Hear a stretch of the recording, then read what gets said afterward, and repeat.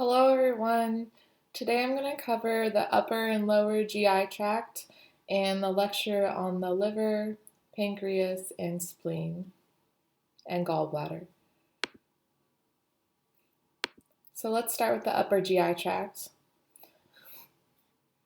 On this slide you can see that the esophagus is made up of the proximal 1/3 skeletal muscle and distal 1/3 smooth muscle. This is probably more of a histo question, but still important to know.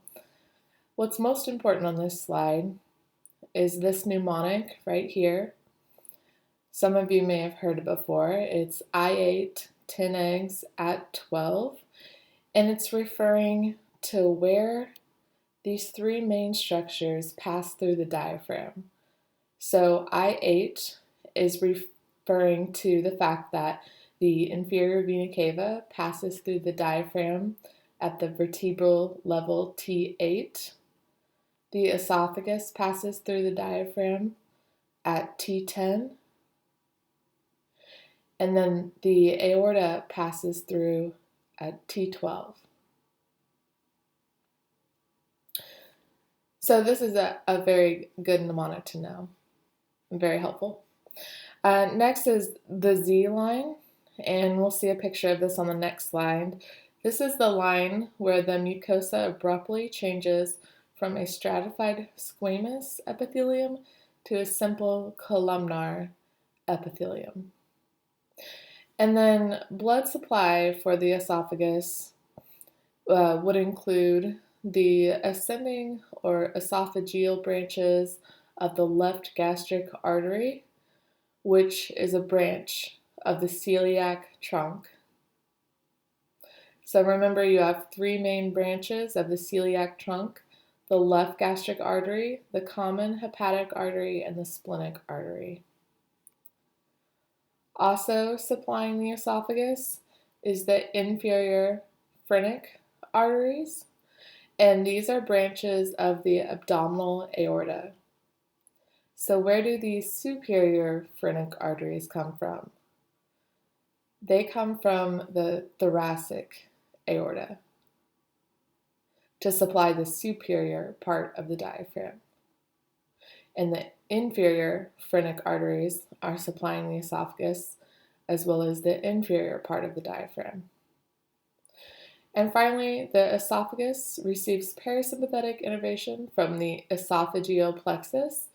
Those are your anterior and posterior vagal trunks, and then greater splanchnic nerves.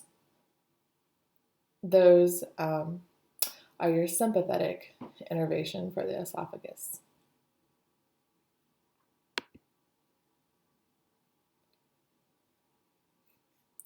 So this slide is showing you Barrett's esophagus, and this is straight out of first aid and definitely a question that showed up in histo. So Barrett's esophagus is the replacement of non-keratinized stratified squamous epithelium with intestinal epithelium. So that's your non-ciliated columnar epithelium with goblet cells. And this occurs due to chronic gastroesophageal reflux disease. So basically your acid reflux is causing a squamous metaplasia in your esophagus.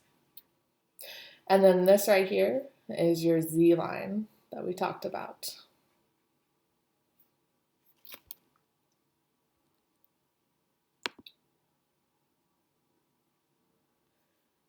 So another slide out of first aid. Two important things to know here: the sliding hiatal hernia and the paraesophageal hiatal hernia.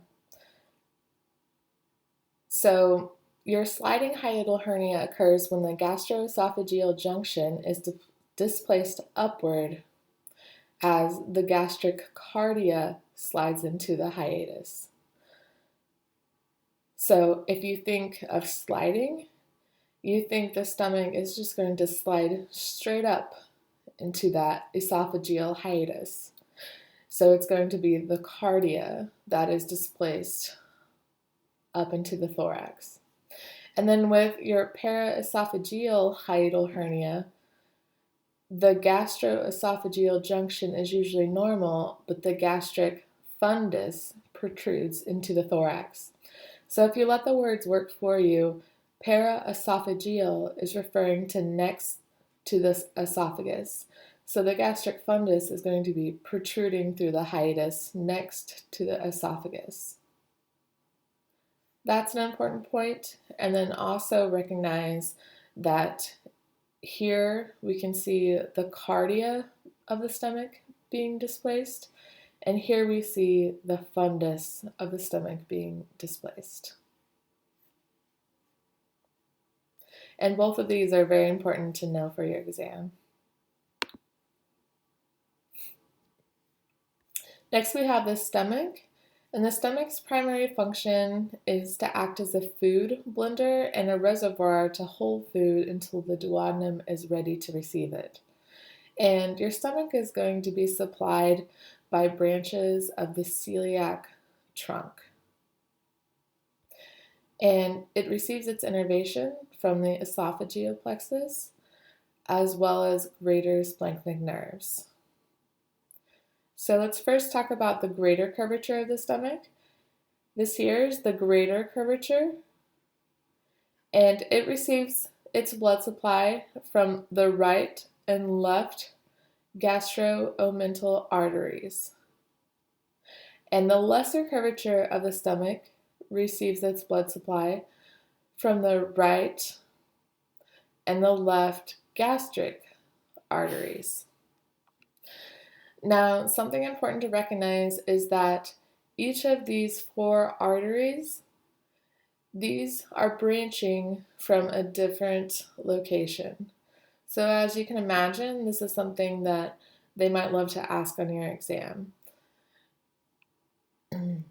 So your left gastric artery, where is that coming from? Remember, that's one of your main three branches of the celiac trunk.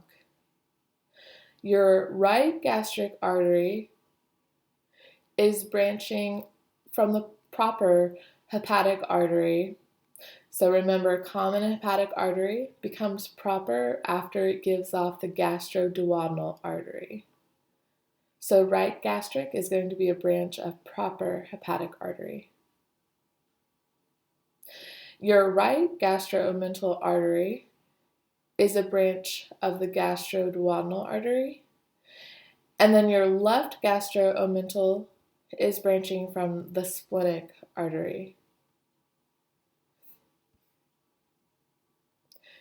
You also want to know that the greater curvature of the stomach is associated with the greater omentum. So that's this fatty apron that's protecting all of your abdominal viscera.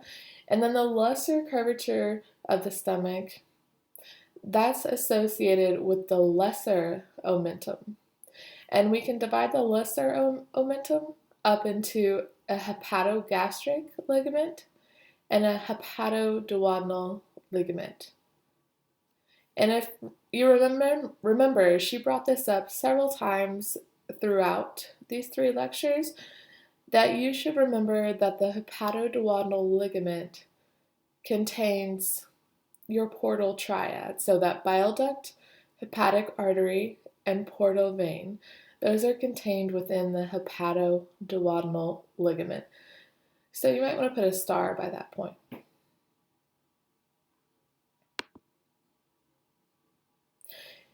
Here are some important landmarks and divisions of the stomach. So we can divide the stomach into a cardia, fundus, body, and pylorus. The cardiac notch is a landmark for the division of the cardia and the fundus, and the body and the pylorus is divided by this angular notch. So make sure you know the four parts of the stomach. I believe last year on the lab practical, within the donor, they tagged a stomach, and they were asking you to which part of the stomach is the pin pointing. Over here, I believe they also tagged the gastric rugae. So as the stomach fills with food, these rugae are going to expand as the stomach distends and allow for the surface area of the stomach to increase. And then we have this gastric canal, which Dr. Hermy also pointed out. So that's this canal that food swoops through between the gastric rugae and the lesser curvature of the stomach.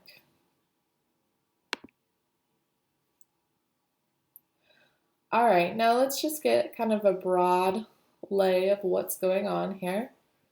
So our foregut is going to be supplied by the celiac trunk, the midgut by the superior mesenteric artery, or SMA, and the hindgut by the inferior mesenteric artery, or IMA. Also important are these landmarks that help you divide foregut from midgut.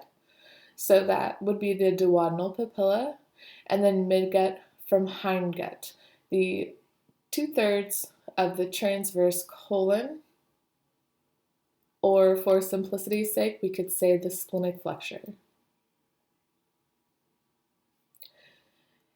And then don't forget your parasympathetics and sympathetics.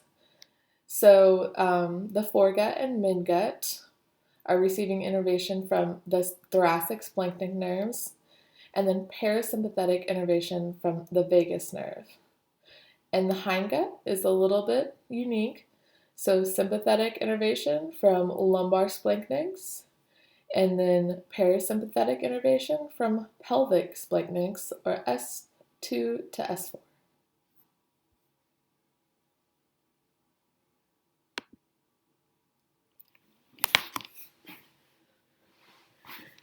If you were part of Anatomy Boot Camp and in my group, you might remember this slide. So the reason I chose to use a picture with the anatomy is because if you just learn this from a simple schematic or line drawing, that's not necessarily going to tell you exactly where these arteries are going. So when they tag these arteries or branches of the celiac trunk in your lab practical, they're going to show you where they're going, but you may or may not be able to see where the artery is coming from. So if you learn them as far as like where they're going or what organ they're supplying, then I think that will be helpful for you. So here, number 1, of course, this is your abdominal aorta. And then number 2, we have the inferior phrenic arteries, aorta man's eyes, supplying the inferior part of the diaphragm. Number 3 is the celiac trunk, aorta man's nose, or his big elephant trunk that's protruding straight out. Number 4 is the common hepatic artery. Over here, the splenic artery. Right here is the splenic artery. And then number 6, the left gastric artery. So these are very taggable on your lab practicals. So remember, the 3 main branches of the celiac trunk are the common hepatic, the splenic, and the left gastric artery. Next, we have the esophageal branch of the left gastric artery, which we talked about in the first slide, supplying the esophagus. And that's a branch of the left gastric, of course. And then number 8, coming off the splenic, we have the short gastric arteries, which are curving back around to supply the stomach. And then we have splenic branches of the splenic artery, these little short arteries running directly into the spleen. Also, off the splenic, we have the left gastroomental artery along the greater curvature of the stomach.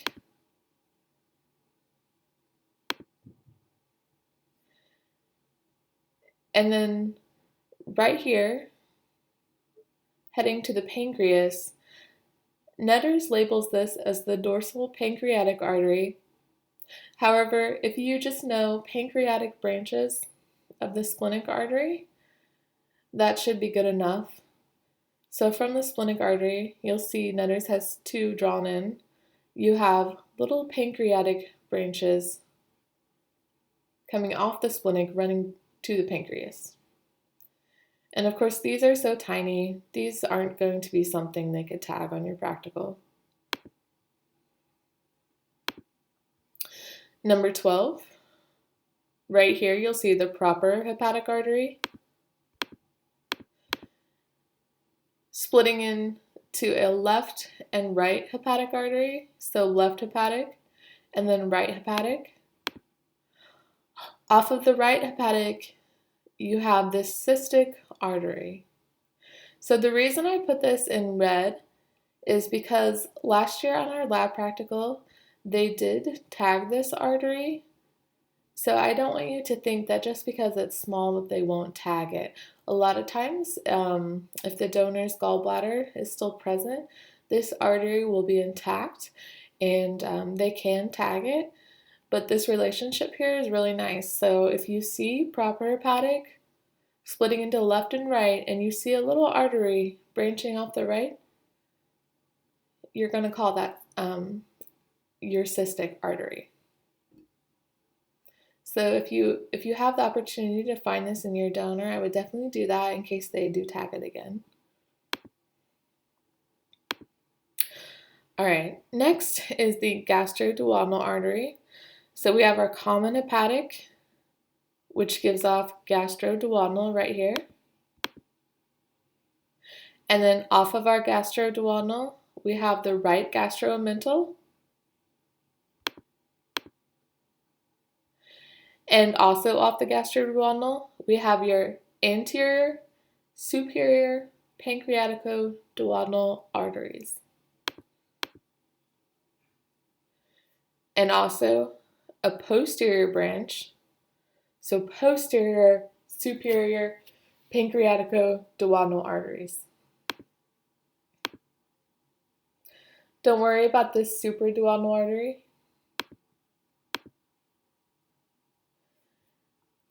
And then after the common hepatic artery gives off the gastroduodenal, it's going to change names and become known as the proper hepatic artery. And while it's called proper hepatic, it's going to give off a right gastric artery. So I've received several questions about these pancreaticoduodenal arteries. So she's had this in a few different slides. So you want to remember that your superior pancreaticoduodenal is going to give off an anterior and posterior branch. And the superior pancreaticoduodenal is a branch of the gastroduodenal. Now, where do your inferior pancreaticoduodenal arteries come from? They are a branch of the SMA. So remember, anterior and posterior superior pancreaticoduodenal arteries are a branch of gastroduodenal, which is ultimately part of the celiac trunk. And then anterior and posterior inferior pancreaticoduodenal arteries are branching from the SMA. And she made a point of that a few different times, so I would definitely, take note. All right, now let's move on to the small intestine. The small intestine's primary function is absorption of nutrients. Now, as far as anatomy goes, I wouldn't worry too much about stuff like this. You'll get much more of that in physiology. But you do want to be aware of the three parts of the small intestine. So the small intestine can be divided into a duodenum, a jejunum, and an ileum. So the duodenum is going to form a C-shaped loop around the head of the pancreas. And the pancreas and the duodenum are receiving blood supply from those superior and inferior pancreatico-duodenal arteries. So let's go over this again.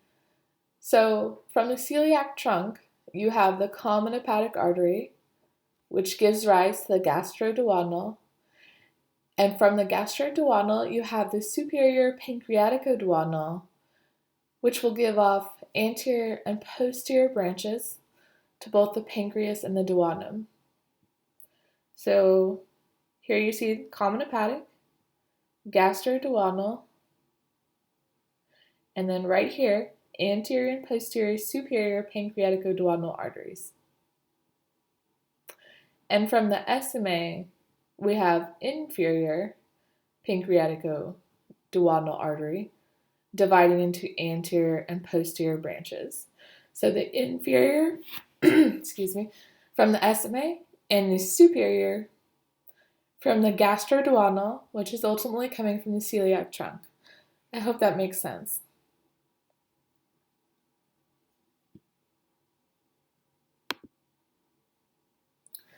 The duodenum can be divided into 4 parts. And everything I have in red here is what I would consider the most important points to help narrow it down for you guys.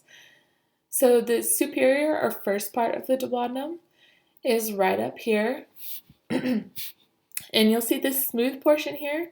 This is the ampulla, and it lacks plicae circularis, which are these circular folds.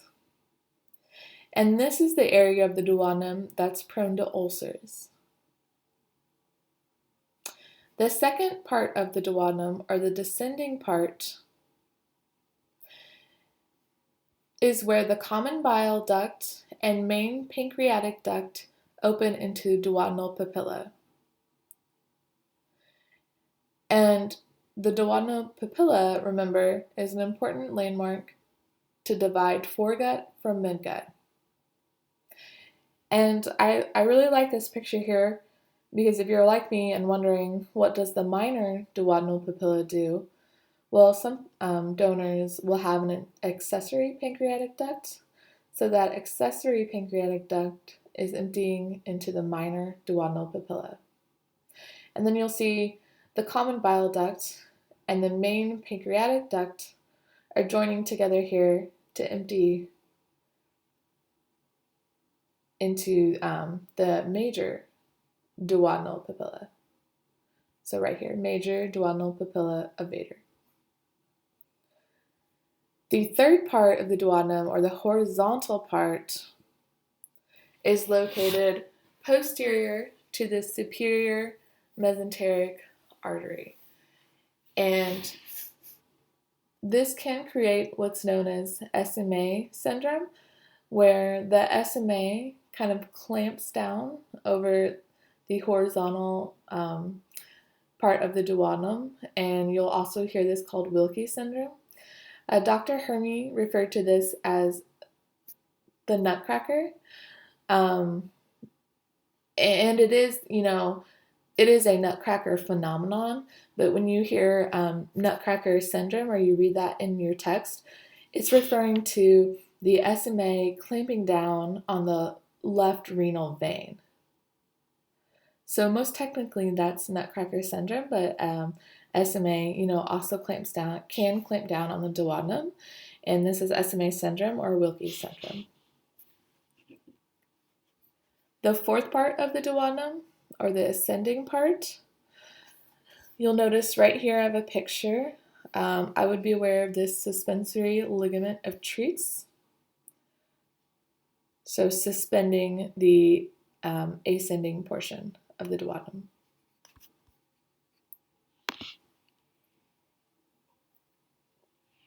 All right, this is a very important slide. This is probably going to come up in your practical. Well, I won't say probably. I would say I'm almost 100% sure this is going to come up in your practical and on your lecture exam. So you want to be able, oops, sorry about that. You want to be able to tell the difference between the jejunum and the ileum.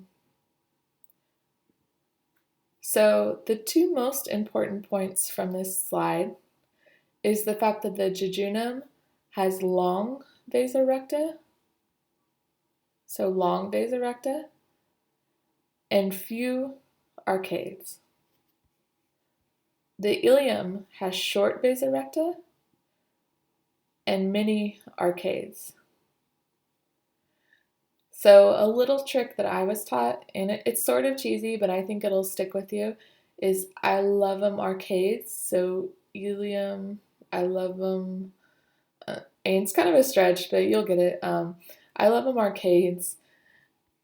That's referring to the fact that the ileum loves its arcades. So if you know that the ileum has a lot of arcades, the jejunum has few, which means it has long vasa recta, and the ileum has short vasa recta. So if you're overwhelmed by the amount of memorization in anatomy, this is one example how if you know one thing, you can deduce 4 important facts. And then I would also pay attention to the fact that the jejunum, it has very closely packed circular folds. So remember, these circular folds are also known as plicae circularis. And then the ileum has very few or absent circular folds. And I do believe last year we were asked to distinguish the jejunum from the ileum in the lab practical.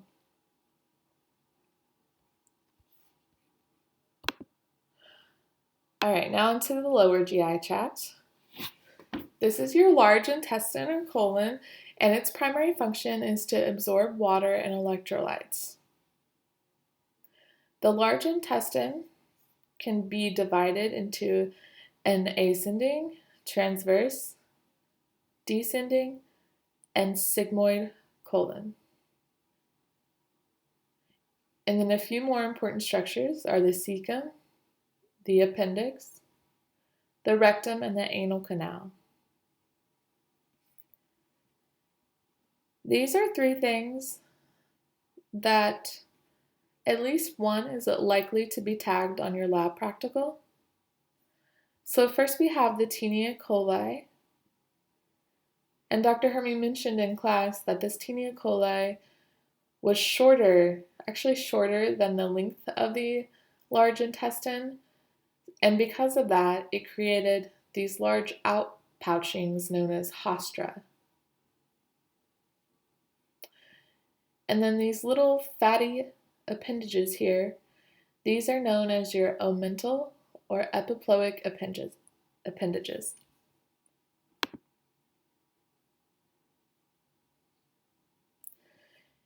Here we have the cecum and the appendix. So your cecum is sort of a rudimentary structure. It's receiving its blood supply from the ileocolic branch of the SMA. And then your appendix, of course, we're all familiar with the appendix, but I would recognize that its position is highly variable. So not shown in this image, but MC refers to most common. So the most common position of the appendix is going to be retrocecal, meaning behind the cecum.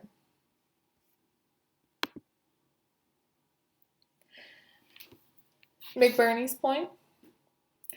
So McBurney's point can be found on a real patient, approximately right here, between the umbilicus and the ASIS, So the ASIS is a bony protuberance, and that is your anterior superior iliac spine, which you'll become very familiar with if you haven't already in OMIM. So the clinical significance of McBurney's point is that it's indicative of acute appendicitis if you have a positive McBurney's sign. Now, of course, everyone with a positive McBurney sign doesn't have appendicitis, but that's just another finding to clue you in that, hey, this person may have a problem with their appendix. So a positive McBurney sign means that the patient has tenderness to palpation on this area right here.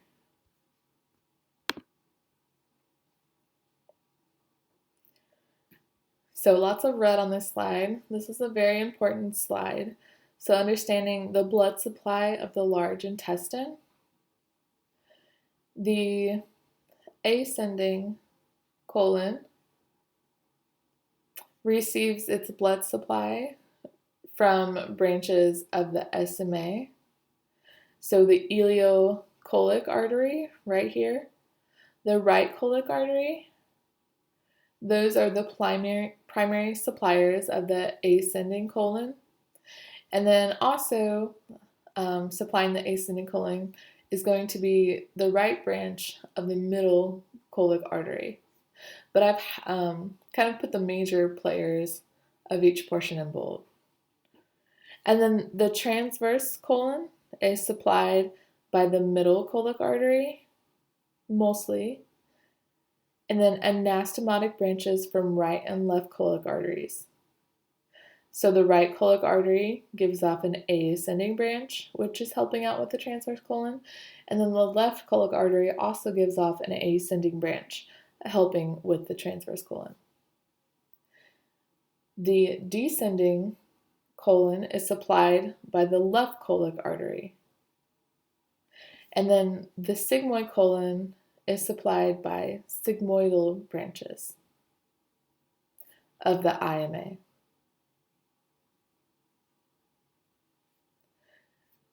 And then here I have listed the branches of the SMA and then the branches of the IMA. One that I didn't mention here is the superior rectal artery, and you'll see it heading toward the rectum. And I do believe that this is one that they tagged on our practical last year. So make sure you're able to identify superior rectal artery. And if you look at where it's going, I don't think that should be too hard.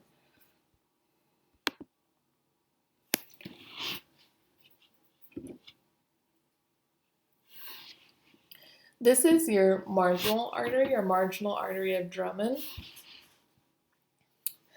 So the marginal artery is going to ensure that the colon is well transfused with blood or well supplied with blood in all areas, with 3 exceptions.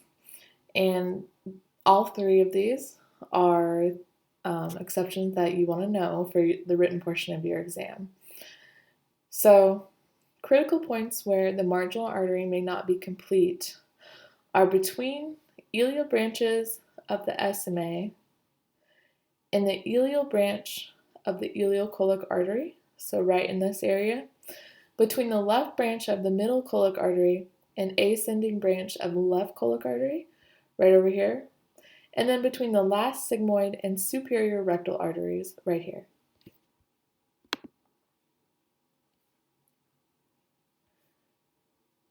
So your rectum and anal canal. This slide is also very important. As you can see, each of these arteries are coming from a different origin. So as you can imagine, this is probably, a test question just waiting to happen. So your superior rectal artery, and I think this picture is really great. Your superior rectal artery, right here, that's a branch of the IMA, and that's that one that I pointed out on the previous slide. Your middle rectal artery, right here, is branching from your internal iliac artery. And your inferior rectal artery, right here, is coming from internal pudendal. Over here we have the venous drainage. So superior rectal vein is coming from the IMV, so inferior mesenteric vein. And then your middle and inferior rectal veins are draining into, I believe I may have misspoke. So your superior rectal vein is draining into the IMV, and middle and inferior rectal veins are eventually draining into the IVC, so inferior vena cava. This is very important to know because the superior rectal vein is entering the portal circulation, and the middle and inferior rectal veins, because they're draining into the IVC, are entering the caval circulation or your systemic circulation.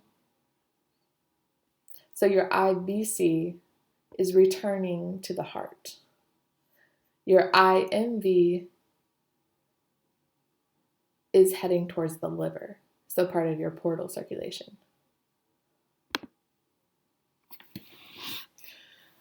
All right, this picture is directly out of first aid. Just a few important points that I want to make here. So your pectinate line, this is important to distinguish internal versus external hemorrhoids.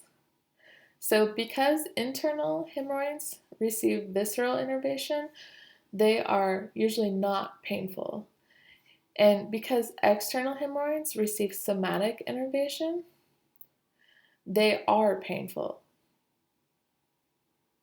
So I would definitely know where internal hemorrhoids are most likely to occur and what type of innervation they're receiving, and also know where external hemorrhoids are most likely to occur and what type of innervation they're receiving. And then also I think this picture is helpful because it gives you the blood supply along with it.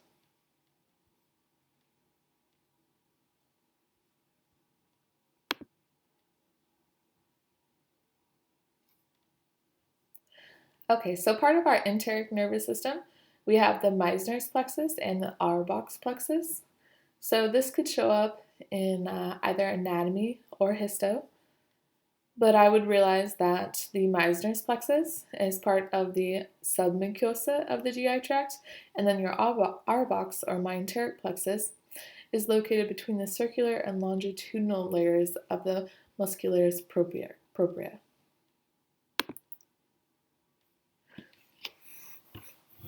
Okay, unfortunately I can't take credit for this really cool drawing. This was made by Allie. She was one of the tutors for our class. But this is really cool. So this gives you aorta man, and then the branches of the celiac trunk, the SMA and the IMA. So this should be good to study from.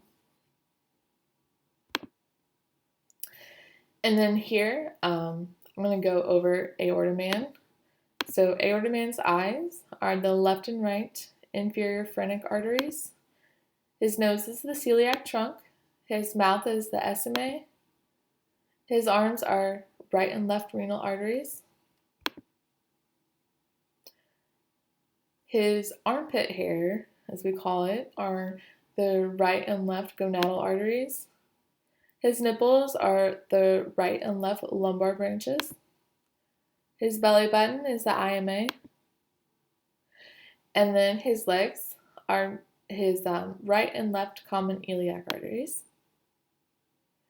And then the reason aorta man is a man is his median sacral artery.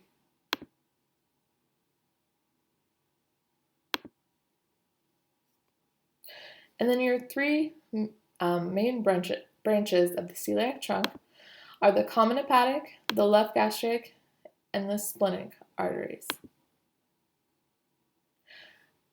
I'm not sure if you covered this in class or not. I heard that maybe you did quickly. So we have superior, middle, and inferior suprarenal arteries. In boot camp, they decided that Aortaman's superior suprarenal arteries are his eyelashes, branching from right and left inferior phrenic arteries. His middle suprarenal arteries are his ears. So the middle suprarenals are coming off either side of the abdominal aorta, and then the celiac trunk is protruding anteriorly. So that kind of makes sense that that's his nose, and then on the sides are his ears. And then if you can imagine Aortaman giving a thumbs up, those are his inferior suprarenal arteries.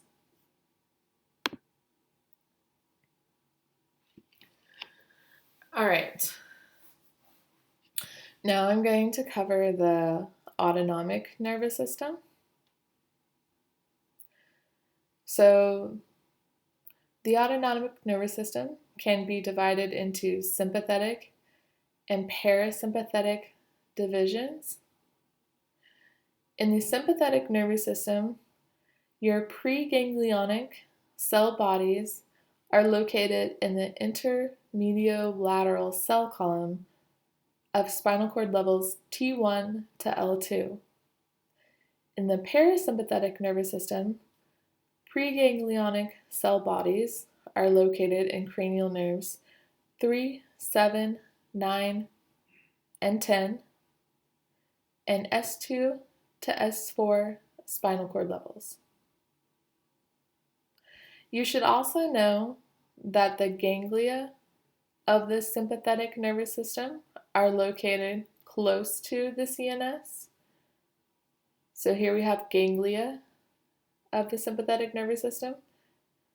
And because of this, you have short preganglionic fibers and long postganglionic fibers. In the parasympathetic nervous system, the ganglia are located far from the CNS, which means you'll have long preganglionic fibers and short postganglionic fibers.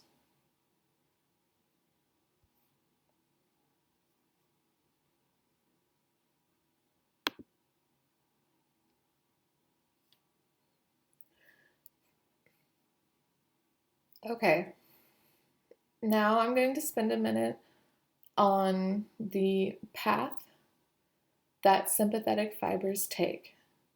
So preganglionic sympathetic fibers located at spinal cord levels T1 to L2, they begin over here. So preganglionic sympathetic cell bodies begin in the intermediolateral cell column. You can see that right here. And then they travel through the ventral root. So you distinguish ventral root from dorsal root. One way to do that is by this structure right here, known as the DRG, or dorsal root ganglion. So you don't see a dorsal root ganglion over here, so this must be the ventral root. That's one quick way to tell this is the ventral root. So preganglionic sympathetic fibers travel through the ventral root, and then they'll reach the spinal nerve right here. So remember, the spinal nerve is actually a very small section right here passing through the intervertebral foramen. And then once preganglionic sympathetic fibers reach the spinal nerves, they continue through to the ventral rami, and then they pass through this structure right here known as the white rami communicans. And I have written here, sympathetic preganglionic fibers travel through the white rami communicans to reach the sympathetic chain. So now the preganglionic sympathetic fibers have arrived at the sympathetic chain ganglia, and this is where cell bodies of postganglionic sympathetic fibers are located. And at this point, preganglionic fibers have three options. They can either synapse at the level of entry, or they can ascend or descend the sympathetic chain to reach the head and neck and upper limb or the lower limb. Or they can pass through the ganglion without synapsing and exit as splanchnic nerves. All right, next we have the gray rami communicans. So this is where sympathetic postganglionic fibers travel through the gray rami communicans to reach spinal nerves.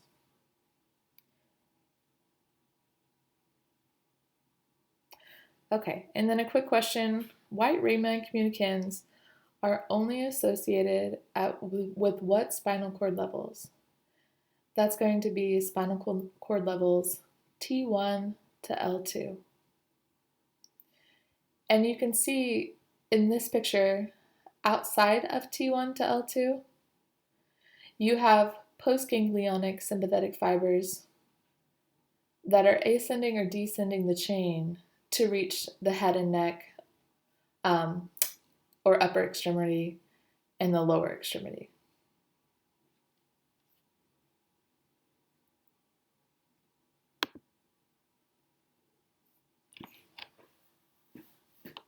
So this is not my drawing, but I took a screenshot of the end product of this video here.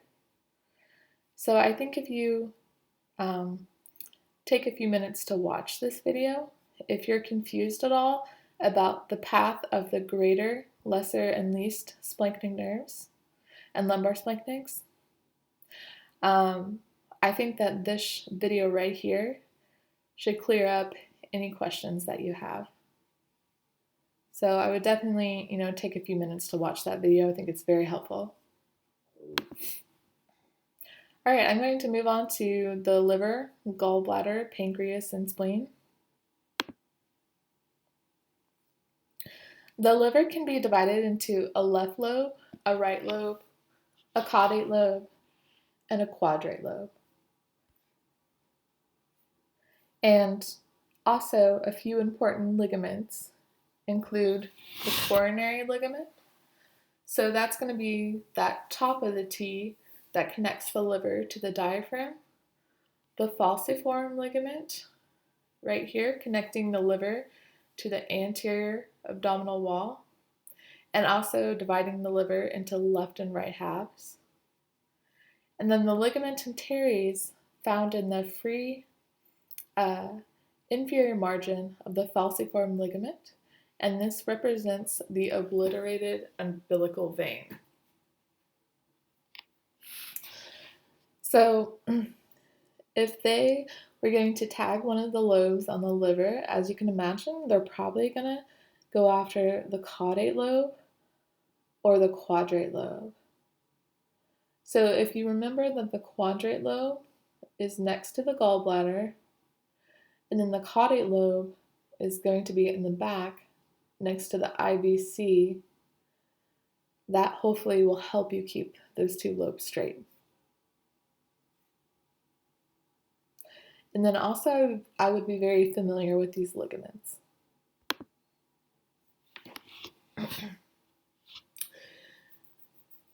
Next we have the liver lobule, which is the functional unit of the liver. So we'll start here with your portal triad. The hepatic portal vein is carrying oxygen and nutrient-poor blood from the GI tract. And then the hepatic artery is carrying oxygen and nutrient-rich blood, keeping the tissues of the liver alive. So blood from the hepatic vein and the hepatic artery, they will mix in the liver sinusoids, and then blood from the sinusoids will drain into this central vein, which will reach the hepatic vein to return to the IVC, and we know that drains into the right atrium. So this is the pathway by which blood is returning from the hepatic or caval, the hepatic circulation. So that's coming from the GI tract. And then blood from the GI tract is detoxified in the liver and is returning to the systemic or caval circulation through the IVC.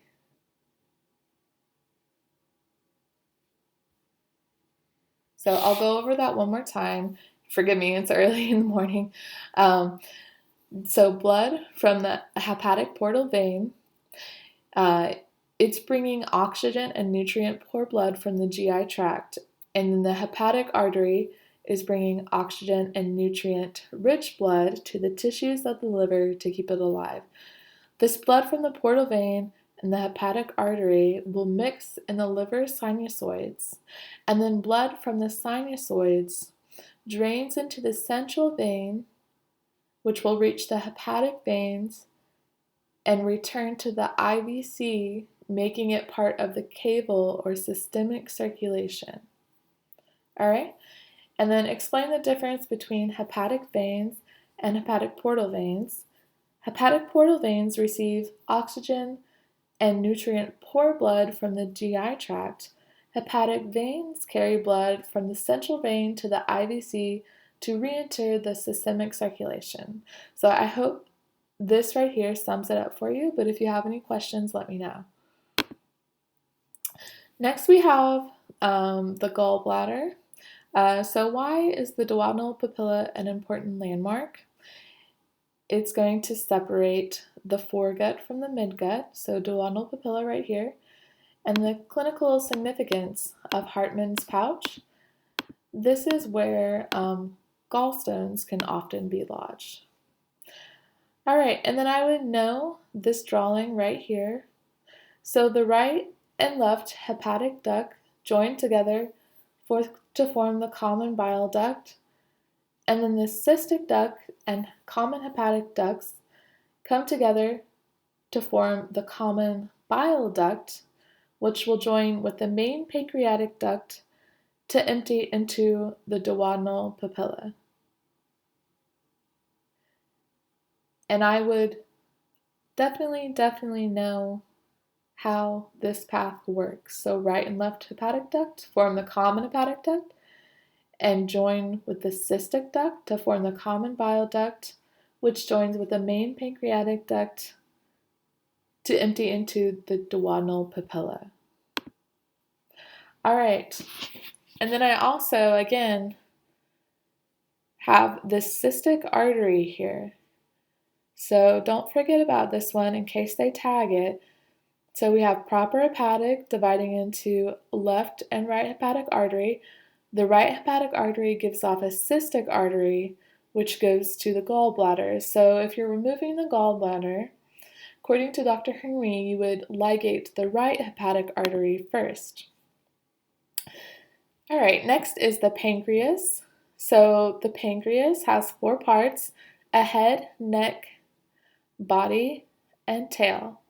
And which regions of the pancreas are most commonly affected by cancer? That would be the head and the neck of the pancreas.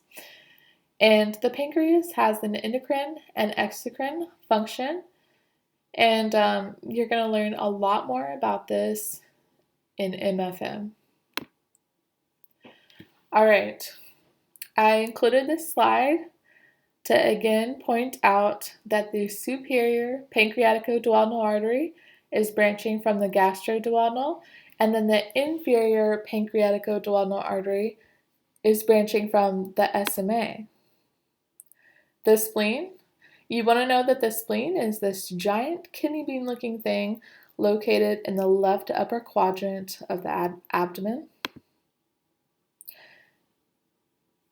And then next we have the hepatic portal system.